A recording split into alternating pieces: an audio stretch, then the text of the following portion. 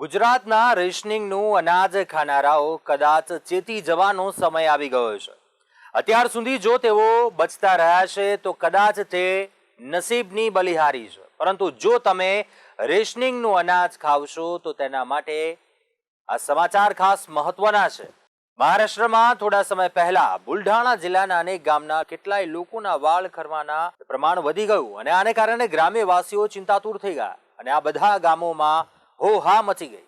પહેલા તો ગ્રામ્યવાસીઓ અંધશ્રદ્ધાને કારણે કોઈ દેવી કો પુત્ર હોવાનું માનતા હતા, પણ સરકારે તરત જ આ ઘટનાની તપાસ શરૂ કરાવી। પહેલા તો ગામની નજીક વહેતા ઝરણામાં કદાચ કોઈ કંપનીનું કેમિકલનું પાણી આવ્યું હોવાની શંકા પણ વ્યક્ત કરાઈ, પરંતુ હવે તેની પાછળનું સાચું કારણ બહાર આવ્યું છે। ગામના બધા લોકોની તબીબી ચકાસણી થઈ અને તેની સાથે તેમના આહાર વિહારની ટેવોની પણ જાણકારી મેળવાઈ। આમાં તે વાત ઉડીને સામે આવી હતી કે વાળ ઉતરી ગયા તે બધા જ લોકો રેશનિંગના ઘઉં ખાતા હતા।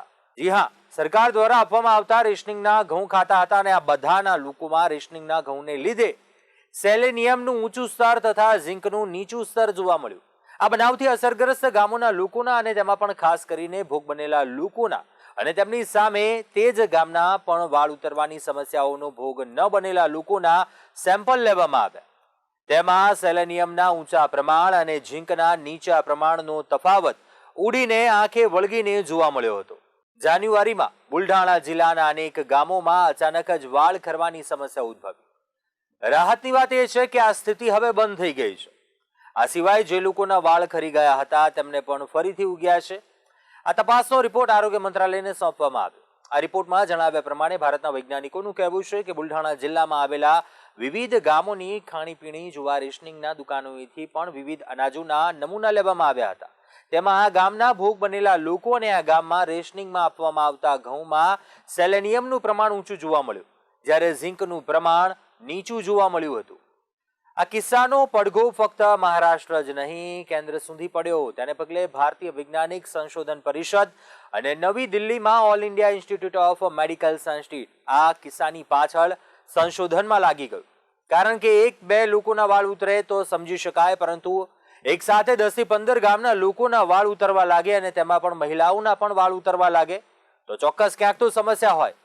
આ સમસ્યા મુખ્યત્વે ખાવા પીવાની જ હોય છે। આમ રેશનિંગમાં મળતા ઘઉંમાં રીતસરની ભેળસેળ કરવામાં આવી રહી છે, તેનો પુરાવો આ પરથી મળે છે અને હવે તો વૈજ્ઞાનિકોએ પણ સમર્થન આપ્યું છે કે રેશનિંગના ઘઉં ભેળસેળવાળા અને કેમિકલવાળા છે। આ બતાવે છે કે ગરીબોને મફતમાં અનાજ આપવામાં આવે તો તેમાં પણ કેટલા લોકો ભ્રષ્ટાચાર કરે છે અને આ જોતા એવું જ લાગે છે કે ગરીબોને સારું અનાજ ખાવાનો પણ અધિકાર નથી, પણ લોકો પર વિપરીત અસર પડતા જ કૌભાંડીઓ ચેતી ગયા અને હાલ પૂરતી આ બધી પ્રક્રિયા બંધ કરી દીધી છે। આમ સરકાર દ્વારા ગરીબોને આપવામાં આવતું અનાજ અને તેમના સુધી પહોંચતા અનાજની વચ્ચે કેટલો ખેલ રચાઈ જાય છે તેનો આ પુરાવો છે। હવે કોઈ એમ ન વિચારવું કે આ પ્રકારની બાબત ફક્ત બુલઢાણા પૂરતી જ સીમિત છે। રેશનિંગનું અનાજ ખાતા લોકોએ રીતસર આ અનાજ છોડાવવાની જ વાત છે અને આ પ્રકારની ભેળસેળ આવે તો ગરીબ માણસ પણ છેવટે રેશનિંગનું અનાજ છોડી દે। તેને કારણે સરકાર દ્વારા ગરીબોને આપવામાં અનાજના આખા હિસ્સાને સીધો કાળા બજાર કરીને વેચી શકાય। ગુજરાતમાં અગાઉ પણ અનાજને લઈને વિવાદ થઈ ચૂક્યો છે। મધ્યાહન ભોજન યોજનામાં આપવામાં આવતા ભોજનનો વિવાદ તો બધાની સામે જ છે અને અનાજની વાત તો જવા દઈએ, પણ મોંઘીદાટ હોટલોમાં ઊંચું બિલ ભરવા છતાં પણ તેમાંથી મચ્છર, માખી, વંદો, ગરોળી વગેરે મળી આવવાના કિસ્સા અવારનવાર આવે છે। આ આખો ઘટનાક્રમ રીતસરની સરકારી અનાજ પર જીવનારા લોકોને ચેતવણી છે કે જો રેશનિંગના અનાજના ભરોસે જીવવું હોય તો પછી આરોગ્ય ભૂલી જવું પડશે। હવે જો મોંઘું મળતું હોય તો પણ ગેરંટી ન હોય તો પછી સસ્તું મળતું હોય તેની ખાતરી શું? રેશનિંગના અનાજમાં પોષણ તો ભૂલી જવાનું રહ્યું, ઉપરથી શરીરને નુકસાન ન થાય તે મોટો ચિંતાનો વિષય છે। આજે સરકાર દેશના 80 કરોડ લોકોને રેશનિંગનું અનાજ આપે છે। સરકારની ભલ મનસાઈએ જાણે કાળાબજારિયાઓ માટે કાળાબજારના દરવાજા ખોલી નાખ્યા છે અને આમાંથી અડધું અનાજ તો સગે વગે થઈ જાય, પરંતુ અનાજનો જથ્થો જાળવવા માટે તેમાં રીતસરની ભેળસેળ કરવામાં આવે છે, જે બુલઢાણા જેવા કિસ્સા તરફ દોરી જાય છે।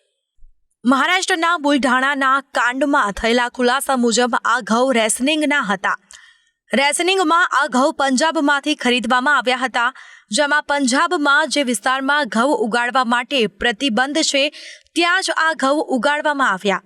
આ વિસ્તારમાં કેમિકલનું પ્રમાણ વધારે હોવાથી ત્યાંની સરકારે ત્યાં ઘઉં ઉગાડવા પર પ્રતિબંધ જાહેર કર્યો છે.